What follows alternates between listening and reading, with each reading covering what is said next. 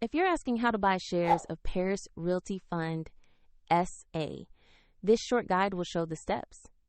Paris Realty Fund SA is a real estate company trading on Euronext with ticker PAR.PA. This is educational content only and not financial advice. To place an order, you need a broker. I'll use eToro as an example to walk through the process. After signing up, you'll need to verify your account with an identity document and add funds before you can buy.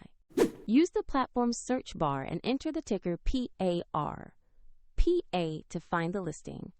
Confirm the result matches Paris Realty Fund SA and is listed on Euronext before proceeding. On the asset page, check the company overview and the price chart to review recent performance. Make sure the issuer name, Euronext listing, and ticker PAR.PA match the company you want to buy. Click Buy. Choose the amount you want to invest. Review the order details and confirm the trade. If the market is closed, your order may be scheduled or executed at the next opening. If you do not have enough funds, the platform will prompt you to add money before it accepts the order. After execution, your position will appear in your portfolio so you can monitor it. A link to eToro is in the description if you want to follow the same steps.